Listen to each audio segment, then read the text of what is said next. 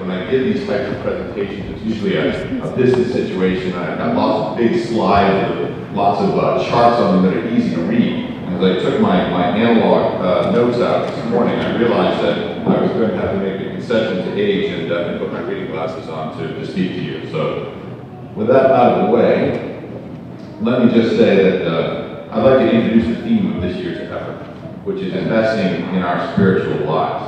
By the way, when I did this at 8 o'clock, there was a parishioner behind me who suggested when I came back and sit down that next year's campaign theme might well be more heat in the church. About 38 degrees this morning, so again, apparently we have to pay for the heat.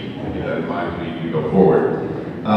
There are obviously many ways that we can invest in spiritual life. We do it when we attend church and gatherings like this morning.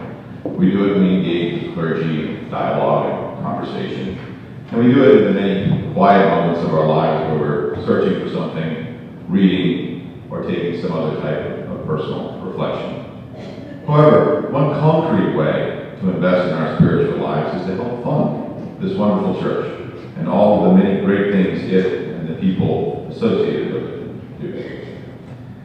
At this point, you've likely received in the mail an envelope filled with information about those great things that our parish does, and your personalized pledge card. We encourage you to fill out the card and send it back to St. Andrews as quickly as possible. Our goals this year are to exceed 300 families participating in the Stewardship campaign, and to hit a total of 1.025 million raised, which is about a 4% increase in both over last year's total. And it's also a nice nod to our 125th anniversary, which is coming in 2019. My family is newer to the church, as Michael noted. We first started attending St. Andrews in 2014, shortly after we moved to Wellesley.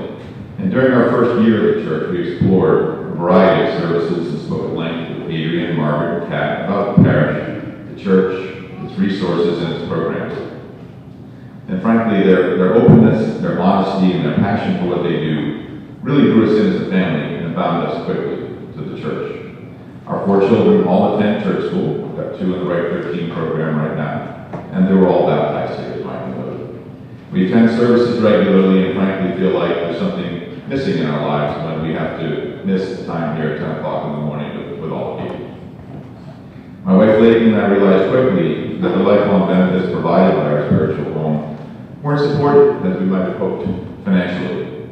There are no cash streams outside the church that flow through the doors.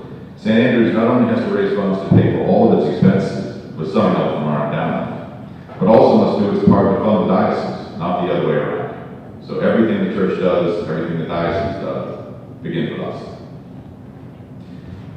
In a world where it can sometimes feel that Christianity is either ignored or even under assault, we as a family want to help, as they say, pay it forward so that many future children can be educated in the church school, can learn about God, can hear and believe the good news of salvation, and build the spiritual strength required to take on the challenges of adult life as they move into that phase.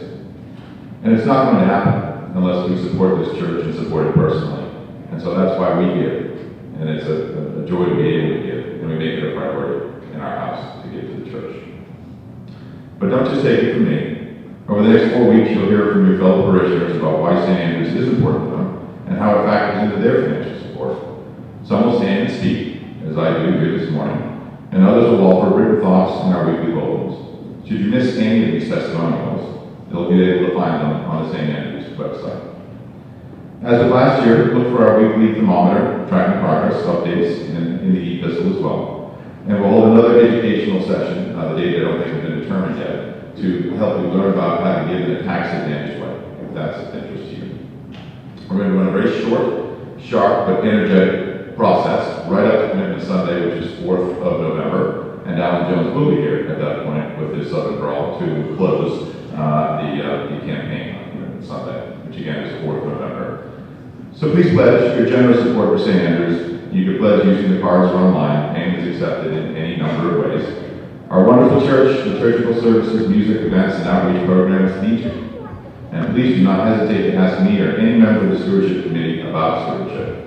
You can identify us by buttons. We're supposed to have buttons. I don't have one on now. I think I did see one. You have one on, right? But we will have buttons. But even if we don't have buttons, if you recognize us, please come and ask about the many ways that you can give. Thank you very much for your time and attention.